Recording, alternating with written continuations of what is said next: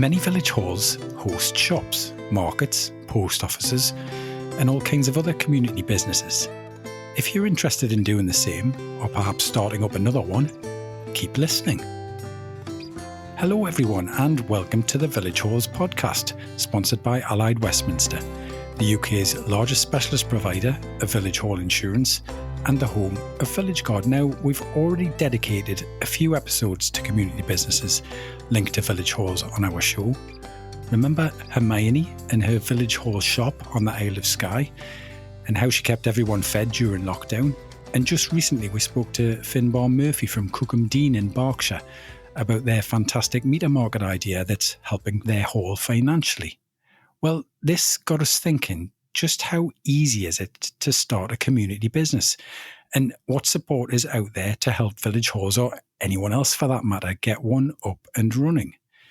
So we've turned to a guest who has the answers to those questions and more, Hannah Barrett, who is Senior Project Manager with the wonderful Plunkett Foundation. Hi Hannah, and welcome. Hello, good evening. Thank you so much for inviting me onto the podcast. An absolute pleasure, and thanks for coming on the show. Now, before we start talking about community businesses and how they often connect with village halls, tell me a bit about the Plunkett Foundation, Hannah. The Plunkett Foundation is a UK-wide charity that supports communities to come together and to establish and run community-owned businesses. And that can be any type of business model. So it could be a pub, it could be a shop, a cafe, a bakery, a bookshop, kind of whatever the community themselves need. Plunkett can provide that free business support, events, training, sometimes some grant funding to help communities to really understand what they need to do and then how to make that a successful trading business. Brilliant. And what about you, Hannah, as well? What's your role at Plunkett? And perhaps more importantly, why do you do what you do?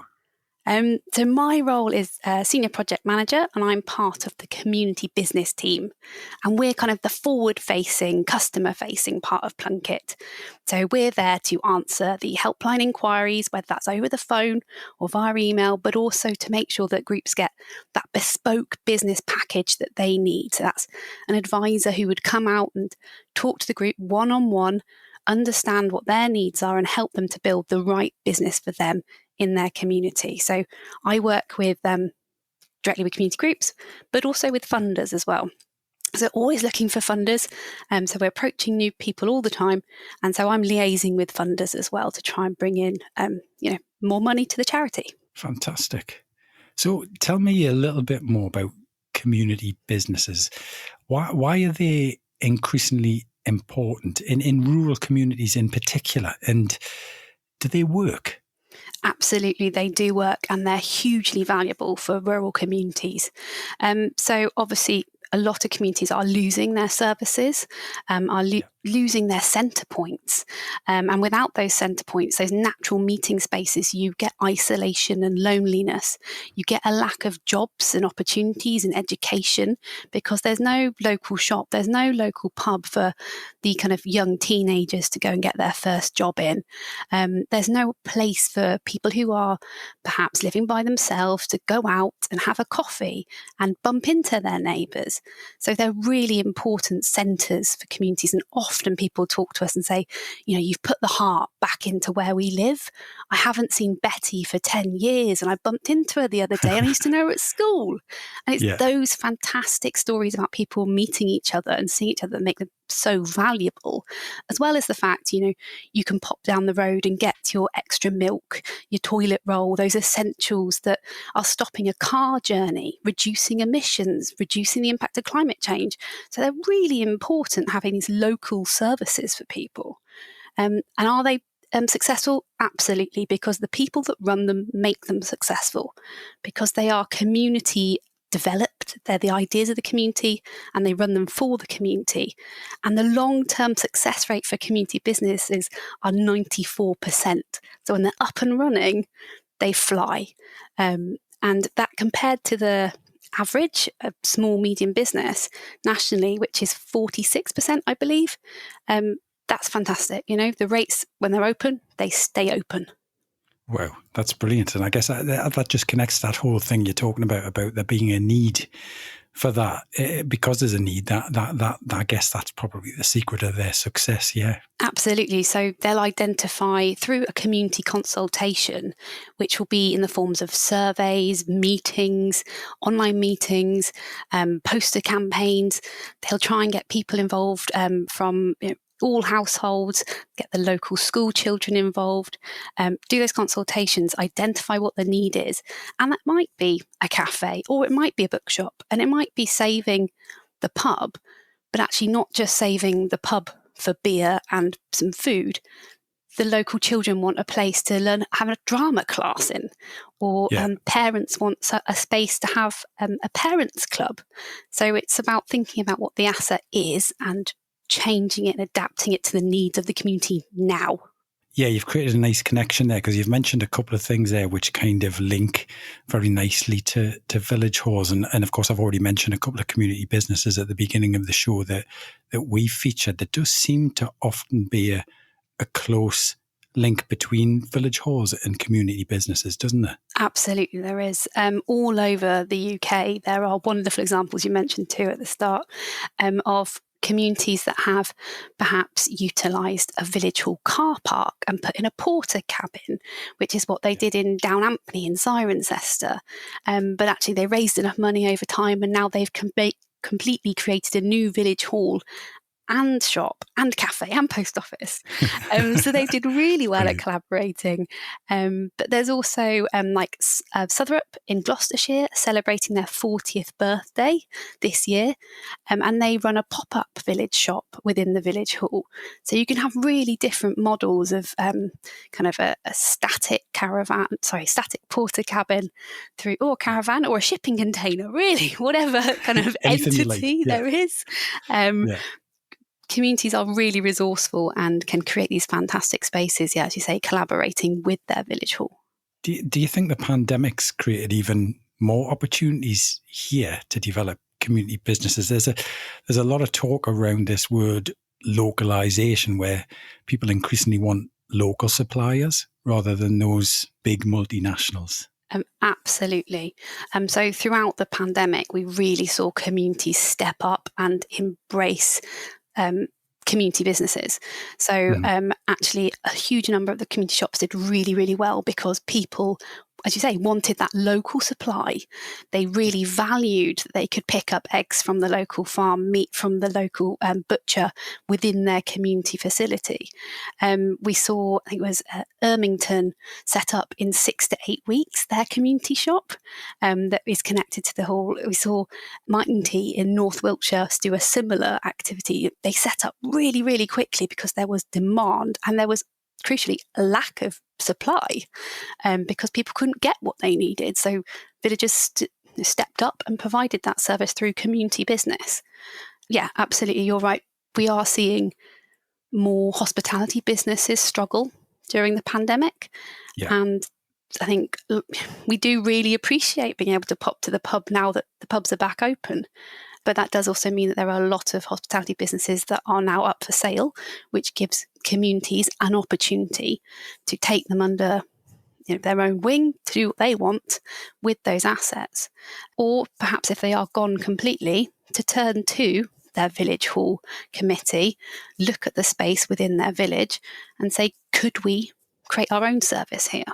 Now, yeah, the good old pub that you've mentioned there, it really is another really important community business. And I guess it's sometimes easy to see pubs and village halls as kind of competing for the attention of the locals. But in reality, it's not like that, is it? No, because community businesses really want to support a affluent, excited, busy community. They work in collaboration. So there's some really lovely examples. For example, there's a pub that will host kind of like pre-theatre dinners for the village hall because the village hall is putting on a theatre performance or a cinema night. So they kind of work in harmony there. There's also another village hall that is providing the space for parties, and the pub is providing the food for parties. So there's ways of connecting and overlapping, and supporting each other. So, Hannah, how does the Plunkett Foundation fit in with all of this? You mentioned a little bit about how you support businesses and so on at the outset there. What kind of support do you offer community businesses along the way? So Plunkett can provide an abundance of free support for communities. So whether that's one person with an idea who wants to find out more information, feel free, get in touch, give our helpline a call. To a group of people who need support to do their consultation, we're happy to talk through that. And then we provide really in-depth support. So that's on things like legal structures, and business planning and financial forecasting, through to how do you actually run this thing when it's up and running, and how do you manage the volunteers? So we provide free online and in-person events and training. And also we have to say it's a fantastic collaborative network. So we have fantastic Facebook pages where there's just peer-to-peer support, because people want to see another village thrive. So they're happy to share, well, we did this. Have you tried this? Why don't you try these people? And there's a lovely, as I said, kind of collaborative nature within the sector. Yeah, so a real kind of helping hand all the way from start right the way through to being one of those 94% successful local community businesses. Absolutely, that's what we're here for. And we also advocate for the sector. So we do a lot of kind of policy work, and we have a membership scheme as well. So when people do get up and trading, they can access a lot of kind of discounted services and support from Plunkett, in addition to that we provide separately. Fantastic. So you have a website, as you mentioned, and you've got various other ways in which people can find out more, social media and all of that kind of stuff. So as always, I'll just make sure that there are plenty of links to those resources on our website with this episode. Fantastic. I think the final thing I should say is that occasionally we do have grant funding available, and I know that often gets people excited. So in the east of England at the moment, we have grant funding for groups looking to explore community business, and also if anyone is looking to set up a community business, perhaps not just in their village hall, but perhaps their church, if you're looking at any other assets within the community. And we do have a programme specifically for that as well. And I guess it doesn't matter if you're already, you mentioned a hall, didn't you, earlier on, that has several community businesses all kind of attached to it. It doesn't matter if you've got one or two already. It can still come to you and seek support and seek that grant funding. Absolutely. So we've just helped Trawden, who have got they've already got a shop and library and community hub, and we've just helped them to set up their community pub. So there are villages out there with an absolute abundance of community businesses all running within their locality. Brilliant. Well, thank you so much, Hannah. Some great information and ideas there for anyone thinking about starting a community business. And just another thing, of course, that village halls out there might want to tap into. Absolutely. It's just another opportunity for village halls to support their community in another way. Plunkett's here, we've supported over 700 communities in the last 25 years to create their community business. So we've got a good track record, and we'd absolutely love to hear from any village hall across the UK who would like to expand their services. Wonderful. And well done, Plunkett, with all of that. And thanks again, Hannah. Thank you so much. Lovely to meet you. Lovely to meet you too. Thank you so much for having me on your podcast. Absolute pleasure. And that's all, folks, for this episode. Many thanks to our headline sponsor and specialist insurance provider, Allied Westminster, for making our podcast possible, and whose services you can discover more about at villageguard.com.